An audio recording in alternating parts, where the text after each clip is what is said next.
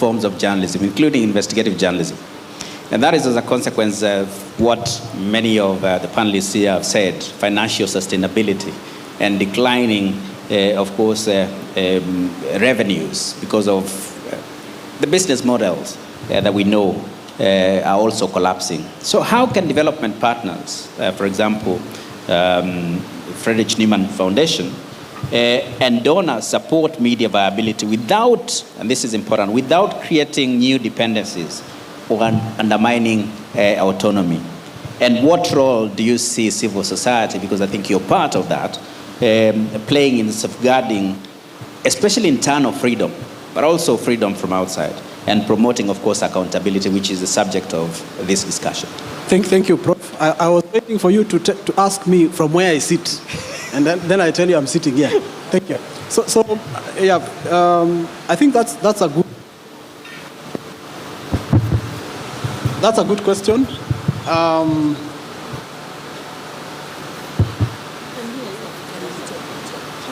Thank you. So I'm saying it's a good question. It goes into the very heart of independence of media, because when you fund, the way you have put the question is how do we balance between the independence of the media but also sustainability while also supporting them? I think institutions like ourselves, the foundation, and also the universities which are also here, and other development partners, we've done very well to support the media, to inform policy, and also to do research that can help media begin to understand other innovative ways of making money, but also supporting conversations like the one we have today. I think conversations are really, really important. If you remember, Prof, you are the author of the research that we did, and one of the things that came out from that research was the issue of Media Sustainability Fund. And I agree with what has been said here. It is not easy. It's not a very easy, in terms of operating that fund, where you get the money, how you use that money without impacting on the independence of and freedom of the media is an issue, but we should have a starting point. And driving those conversations, including research, into how that can work. How has it worked anywhere? If we are the ones starting it, how can we innovate around it so that it performs its function? It is an area that development partners can play together with the media itself. Thank you. Thank you, Zhao. Now, Bwana PS, Saboke, you've heard what the colleagues from the media have said, particularly with regard to accountability and media support and sustainability. And when you're talking here earlier, including the speech by the CS, talked about media harassment not being a government policy. But one of the culprits when it comes to threats against the media, which then contributes to lack of accountability sometimes because of the pressure, particularly informal pressure that is exerted on the media. How can the government walk the talk so that we're not just, talking without action?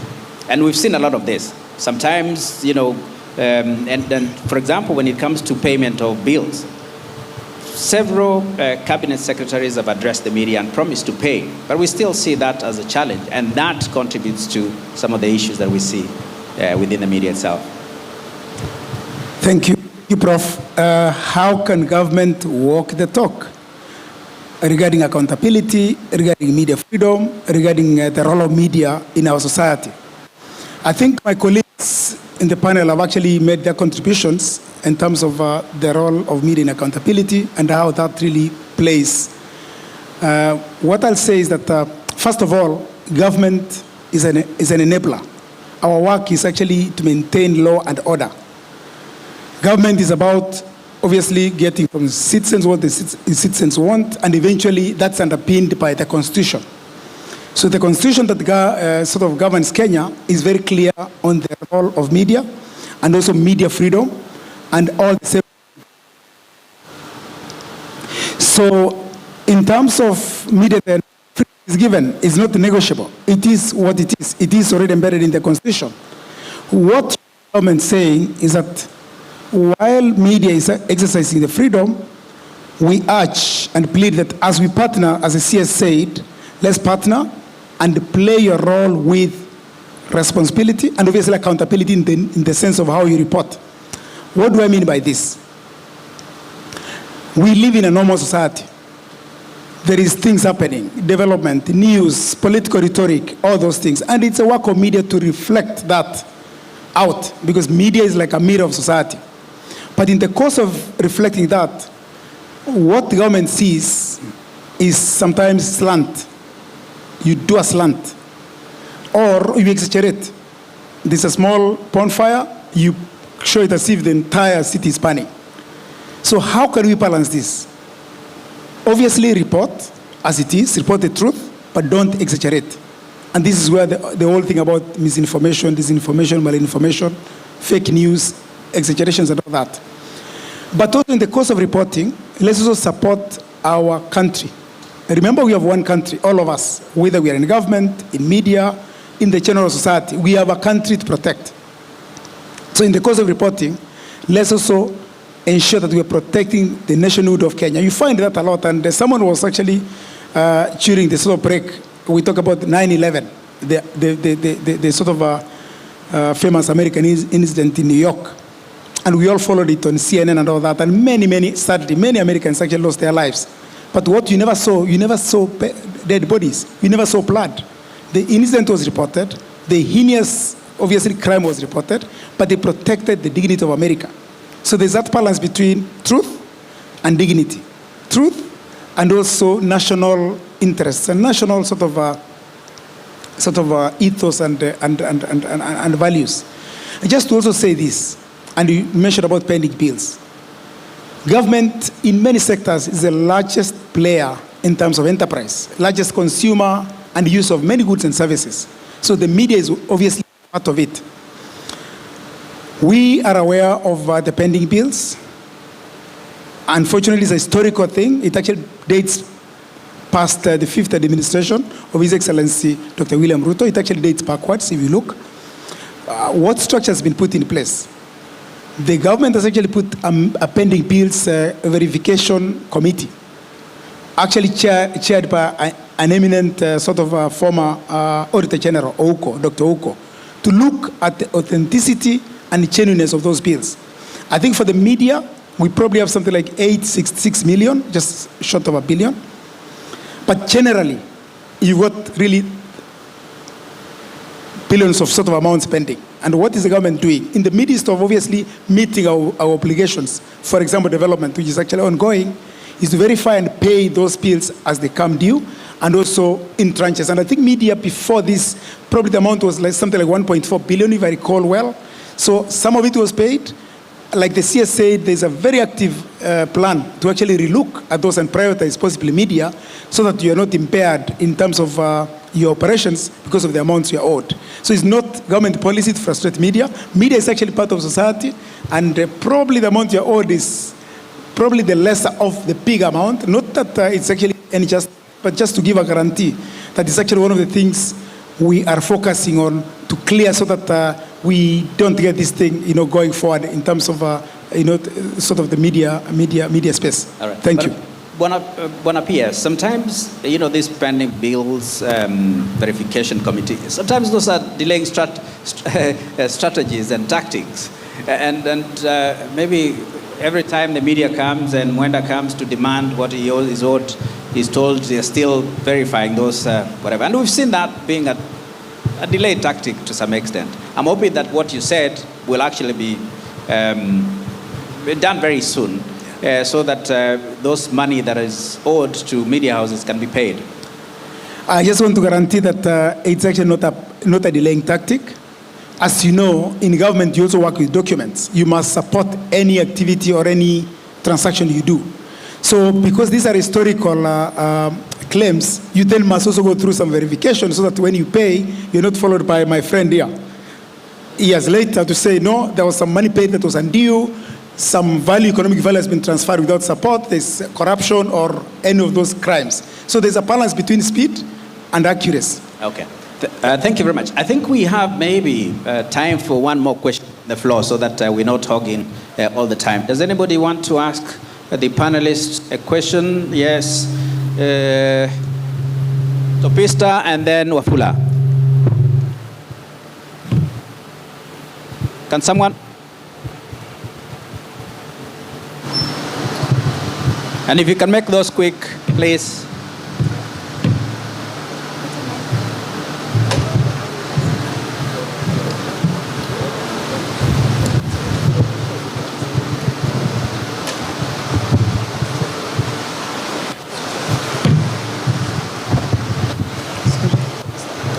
Yeah.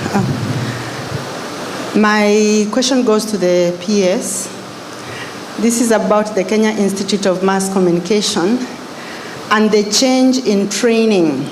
I think, would you explain to us how the training is being aligned with the things we are talking about in this convention?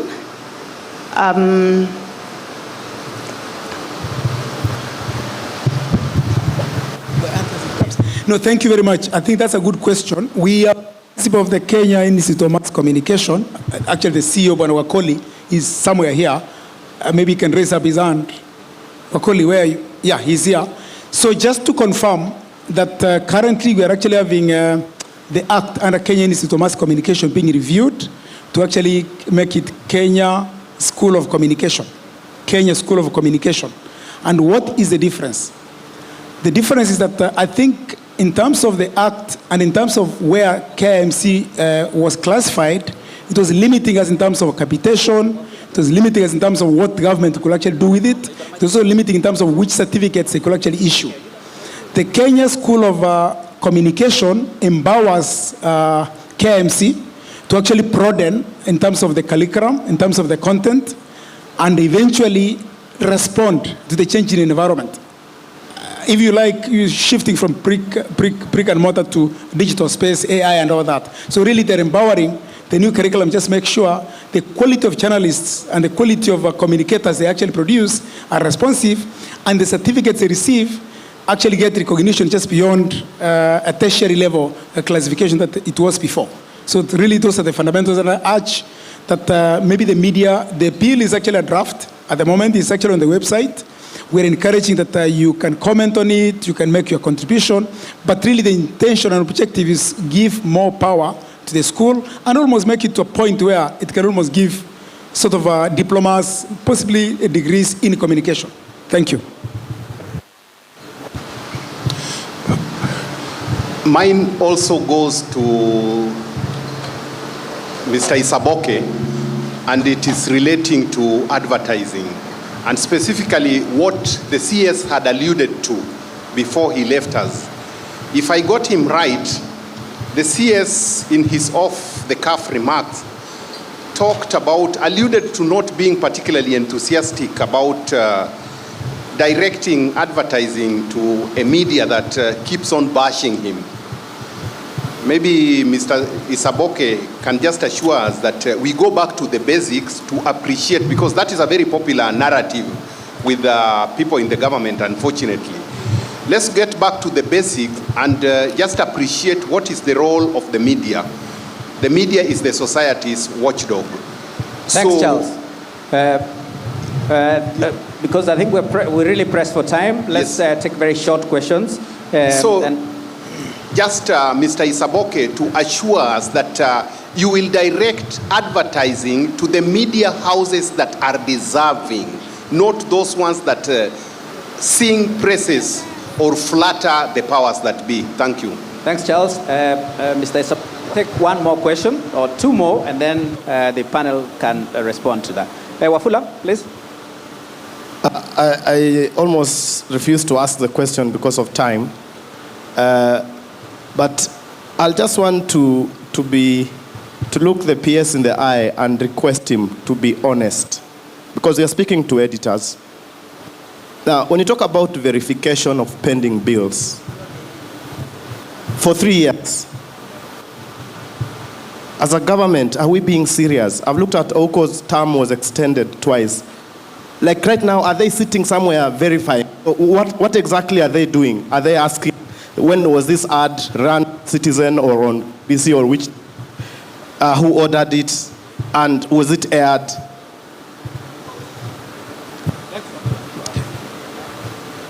He has muted me. But how long does it really take us? Can you tell us today as editors, when do you expect this process to be over so that we hold you accountable as an accounting officer? Because we can't keep talking about verification and you're lying Kenyans. Two, I will just ask the same question that he has asked, which is a very critical question. I've also heard it from, is thinking of government,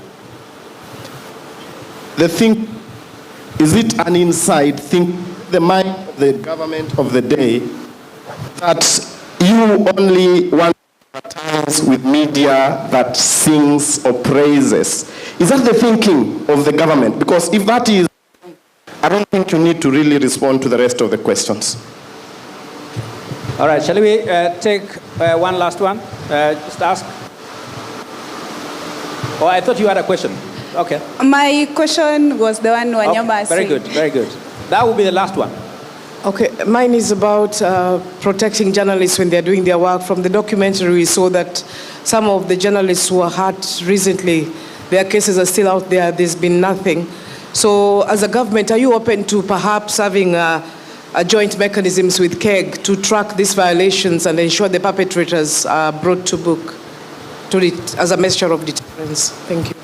So yes, most of those questions are directed towards the PS. Please, PS, respond, and then I'll give an opportunity to the rest of the panelists to also Thank you, Prof. Thank you, members of the Editors Guild. I just want to be short and sharp and straight to say that, and obviously I'm not second guessing my boss. You heard him, you guys were in the room, he spoke. I do not want to actually add or subtract on what he said. That is the government position. Very clear that government obviously works in this space. We do not discriminate.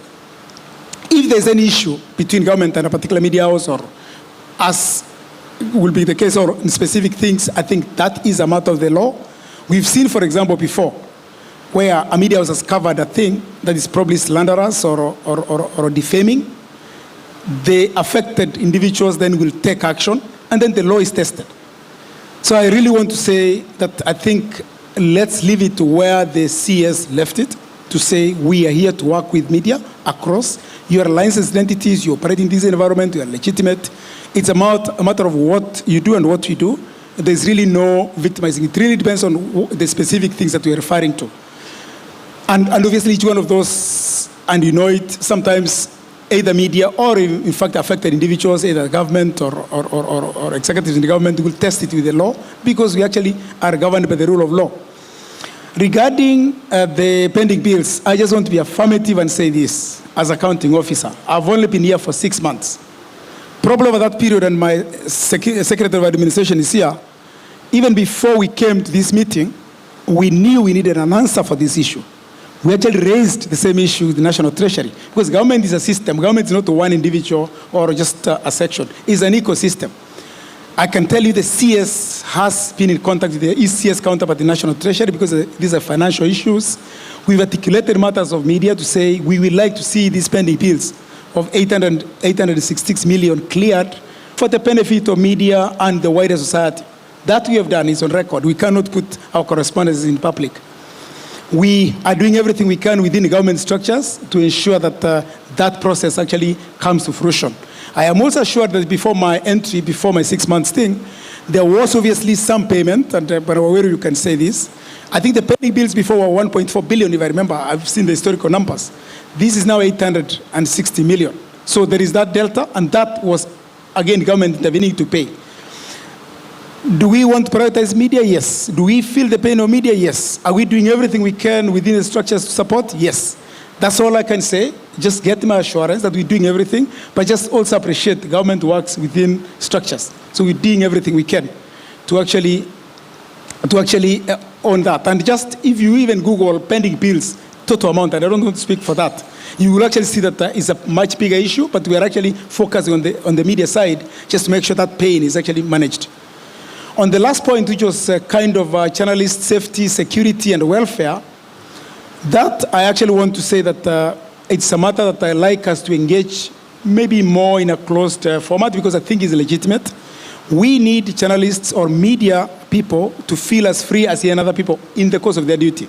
If any of them, by any chance, are either in trouble or caught in any of these things, I think it's a role of government to protect them. It's a role of government to assure them of safety, security.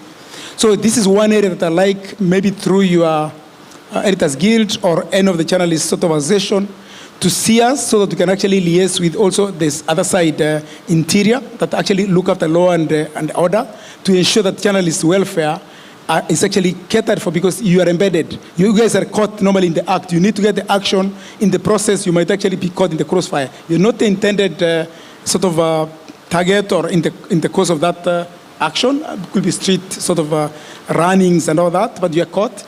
We want to have a discussion where we say, how do we actually ensure your protection? What I see in international media, even in war situations, is that media have got press sort of labeling and everything with their vehicle or their own jackets, and that's normally respected. Because press freedom is actually an international guarantee. So we want to practice that, especially in line with our constitution. So on this one, I'll ask Madam President, let's initiate. I get my colleague from Interior that actually look after law and order. Let's see what we can do to actually ensure that the police or anybody that are doing law enforcement also just protect the protect the journalists. You're actually meant to be part of the sort of like good order. Thank you, Prof. Thanks, PS. And let me put now the question, and this will be, each one of us will get about a minute to make their closing remarks. But the same question, especially to Mwenda and Millicent, the question of security and safety of journalists. And SG here will tell you that sometimes the biggest violators of journalistic independence are the media houses themselves that do not pay well, for instance, that delay salaries, and all those violations. How can you promote that safety and security from, especially within, so that there is accountability on your part as media houses? I think the first things that you need to look at is the fact that there's a saying, if you pay peanuts, you get monkeys. So what I want to say is that also as media houses, we have an obligation to ensure we recruit people who are capable and pay them accordingly. Although, of course, it depends also on the economic circumstances of the country and many other factors. Right now, all media houses are facing diminishing revenues, so which has an impact. But I can say, like for the media house that I had, we've tried our best to try and maintain a modicum of decency.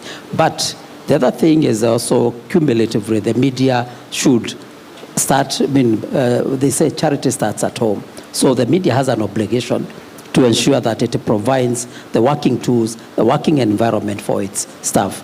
But besides that, there's something I would like to add as a part of my closing remarks. There's something that the PS has talked about, also the president of KEGAN talked about, incentives for the media to make the media more attractive and also more profitable.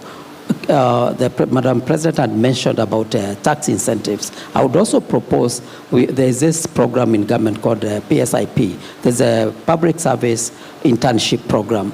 I know there is it provides a stipend, a monthly stipend for people who go for internship in government sectors, in various sectors.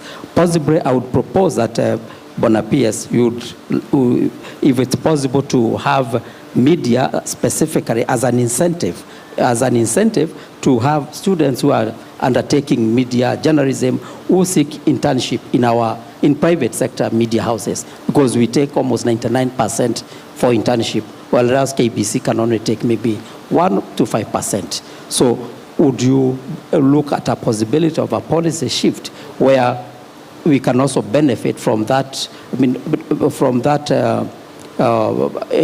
PSIP, where that stipend is also made available to a media house that provides instead, because now we are forced to become training ground for students, and at the same time we are not, possibly many media houses don't have a capacity to pay them.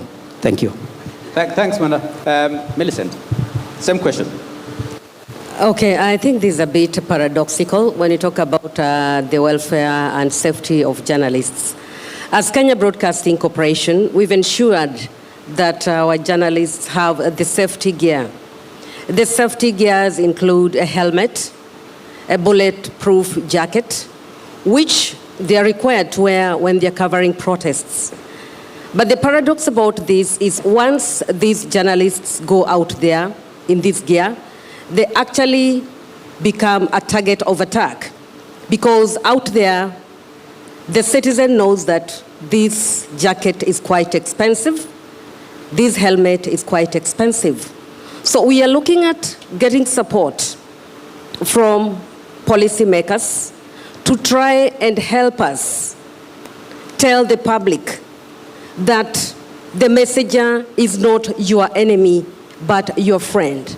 Such that when our journalists are out there and they're wearing these helmets and these jackets, they're actually protected by the citizens. We've gone a notch higher, also through the Kenya Editors Guild, to interact with the National Police Service, and we are having trainings with them. I know one of our EC members for ethics has been co-opted in the training of our brothers in the police. And to a given extent, they are now able to identify with the journalists, not as enemies, but as friends. So we are hoping that these will be further enhanced. I have a matter for a second to maybe address the PS about, and this is self-censorship. As a public broadcaster, there are times that we suffer from self-censorship. Why do we suffer from self-censorship? Because we feel that a political actor will put pressure on our CEO, on our PS, to tell us to do this or that. So when we talk about independence, editorial independence of the public broadcaster, it is real. But what we are asking now is that we need to be insulated. We need to be protected as the voice of the public, because at the end of the day, our ethics demand that whatever we broadcast is for public good. Thank you. Thank you very much, and I'm sure the MD is listening. Let me come to Pamela, and this is the issue of self-censorship. As a public editor, that is an important issue and concern, particularly, among ourselves as discerning consumers of journalism. How can you ensure that there is no self-censorship, which is more deleterious, if you may, than even state-sponsored censorship? And you've raised it in one of your articles, actually. Thank you, Prof. Yeah, self-censorship is real, and as Millicent says, at KBC, really the government is their employer and their owner, in a sense. So, of course, they censor themselves so that they do not upset whoever is paying their bread, and the politicians as well. And we also know that even for privately owned media houses, they censor themselves when it comes to what their owner wants, or who their sister organizations are, and I've had occasion to raise it with even the editors at Nation when they cannot report a court case because it involves an organization that is affiliated to them or that is owned by the same person as them. I think, in my view, it goes back to our training as journalists and also our own integrity as editors, because I've also seen in the course of my career editors who have been brave enough to stand up even to the owner. I have seen Royal Media Services editors, for example, going against their owner's command and providing a fairly balanced coverage of the elections, despite the fact that their owner had publicly stated that they should go a certain way. So in my view, I think it's about our own journalistic integrity. and we decide how to cover and when to cover and what to fear and not what to fear. And that's why I said really ethical journalism calls for courage, and it calls for integrity, and it calls for somebody to be fearless. And please allow me to close because I know I won't get another chance. I just wanted to raise three issues very, very quickly. One is, it is very important that we delink advertising from coverage, both the government and corporate advertisers. And let's just educate ourselves a little. Why do you place an advertisement? You place an ad because you see value on that platform to reach people with that message. You don't place an advertisement because you're doing a favor to the media house or that you want to sustain the media house. So let's delink those two issues and agree that advertising will not be linked to coverage. When the media house is unprofessional in its coverage, we have the Media Council of Kenya, we have the Complaints Committee, we have court. You can go to court and sue for defamation. All those avenues are available. You cannot tie that to advertising. And more importantly, because the government advertises on behalf of Kenyans. That is our money. That is public money. It cannot depend on the mood of the minister that then the government will decide where to put public money.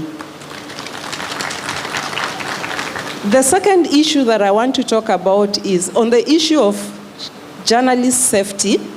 Can we please see the government walking its talk? We know very well that the journalists who were injured during the demonstrations were targeted as journalists. They had their vests supplied by the Media Council of Kenya, publicly declaring that they are press, and a policeman who has been identified shot at this girl, almost killed her. How many years later, we are still talking about investigations? Why hasn't somebody been charged and prosecuted for that? So we want to see action and not just telling us that it's not government policy. If it's not government policy, it means you bring those policemen who are responsible for injuring journalists deliberately and make them accountable publicly. And my last issue is really to congratulate the minister. He spoke about having a conversation with the big tech companies. And this is a big issue for media houses because content that has been generated by media houses is being used by these big tech companies to make money, and yet that revenue is not it's not being plowed back into journalism, into these media houses that develop this content. So it's really good to know that there's a conversation going on.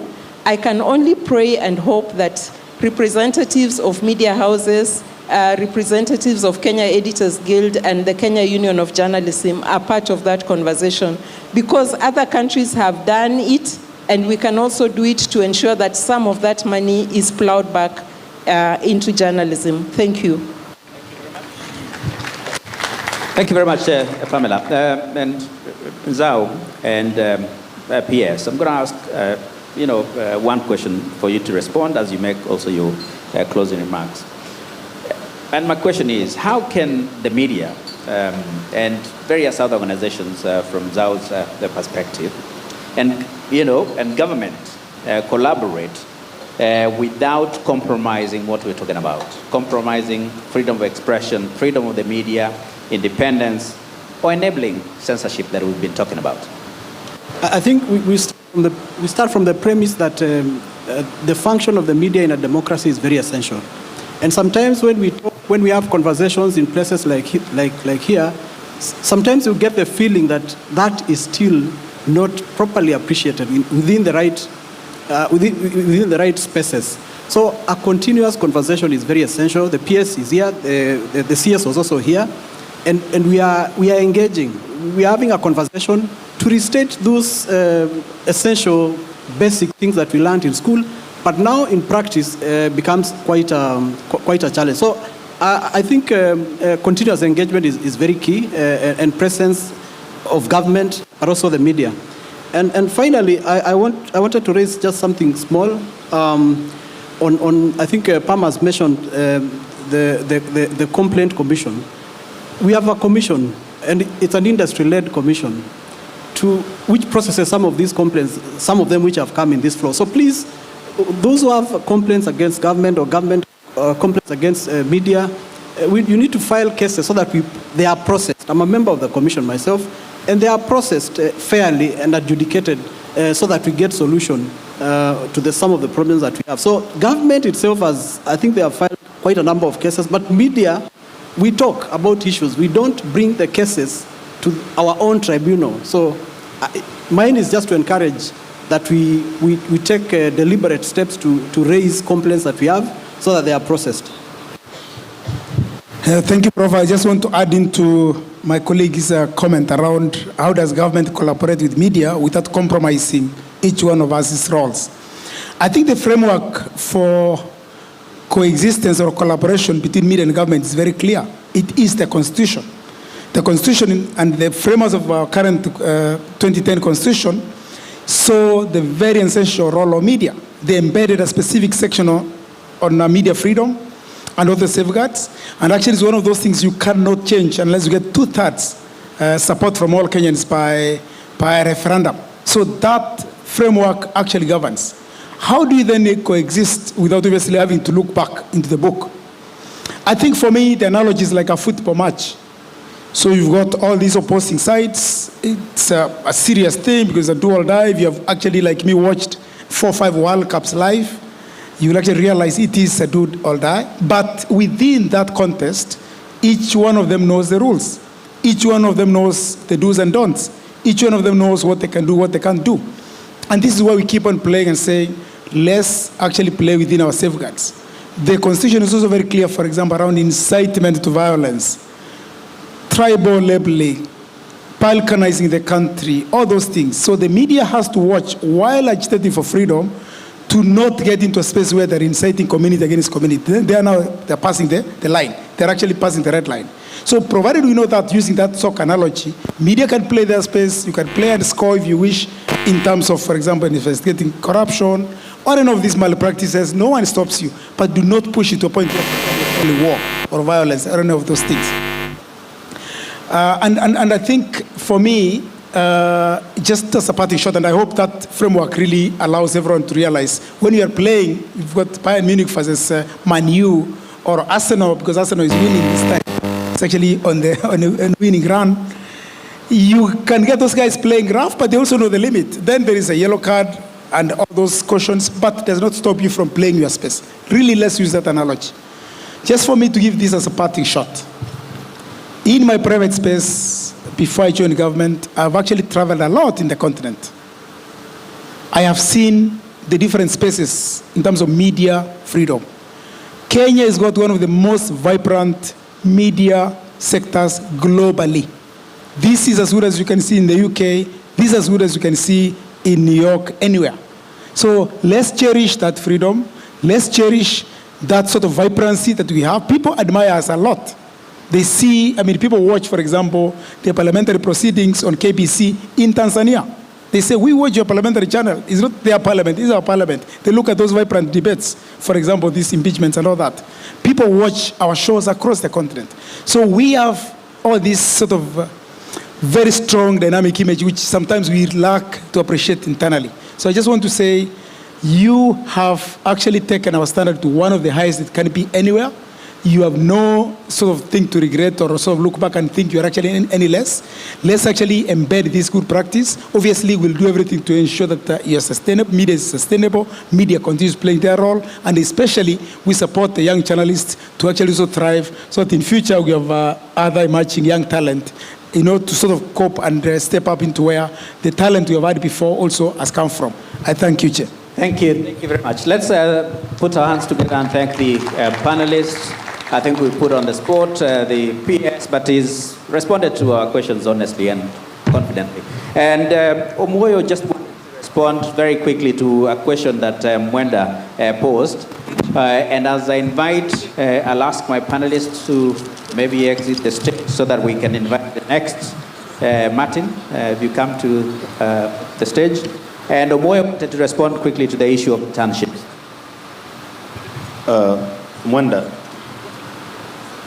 Mwenda should hear this. Every 3 months, The Media Council sends 150 to 200 students to 68 media houses on internship. We can ask for more students for longer periods, isn't it? Don't say we set it up. Nikweli. That is the whole idea. I wanted to point that the internship works a bit.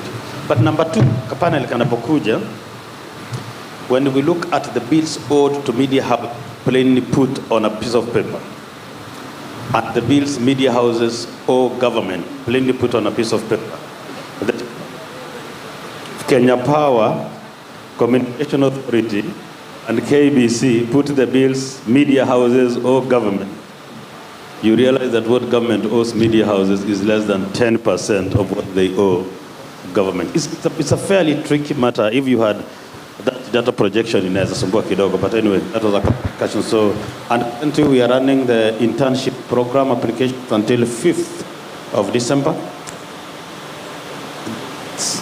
them and all that.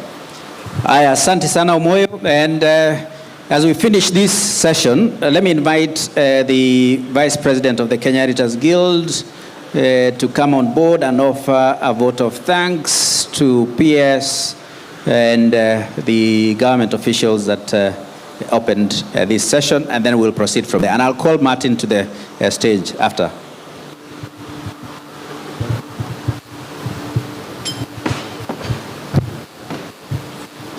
Good afternoon, everyone.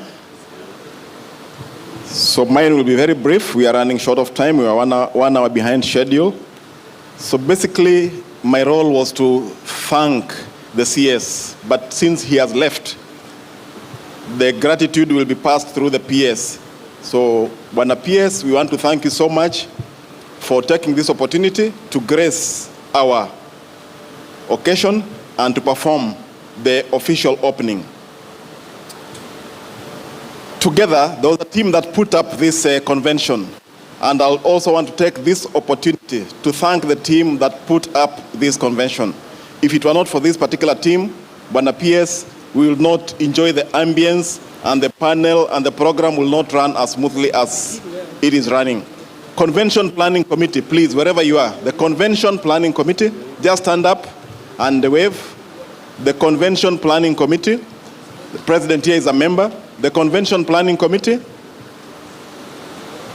and the Convention Planning Committee consisted of both members of KEG and members of the government. Asanteni sana. We also have partners who have really supported us, and we cannot, without mention, give enough gratitude. So our gratitude goes out to each and individual member of our supporters. And what I'll do, I'll just mention all of them collectively, then we can give them one major round of applause instead of thanking each of them individually. Safaricom, do you have any representative in the house? Safaricom? Thank you so much, Safaricom, for supporting us. Media Council of Kenya, thank you so much for your support. Media Council of Kenya, Omoyo and team, thank you for your support. KenGen, asanteni sana for your support, KenGen. Bill and Melinda Gates Foundation, tunashukuru sana for your support. TikTok, thank you so much, Perorwan, for your support. EACC, through the CEO, thank you so much for your support. Kenya Ports Authority, they have a function today, but yesterday we visited their premises and they hosted us, so sana KPA for your support. Kenya Pipeline Company, are you in the house? Thank you, Kenya Pipeline Company, for your support. Kenya Power, thank you so much for your support. Retirement Benefits Authority, thank you for your support, Ratemo and team. KEMSA, Kenya Medical Supplies Agency, KEMSA, thank you for your support, KEMSA. Harm Reduction Society, thank you for your support. Some of them are out in their booths, manning their booths. We thank them so much. Ketraco, thank you so much for your support. CGTN, CGTN, thank you so much for your support, CGTN. Oxygen, thank you so much for your support for the production. The video you watched here was done by Oxygen. TikTok, thank you so much for your support. Oh, you are lucky I've mentioned you twice.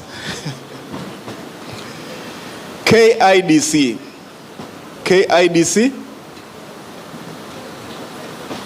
thank you so much for your support.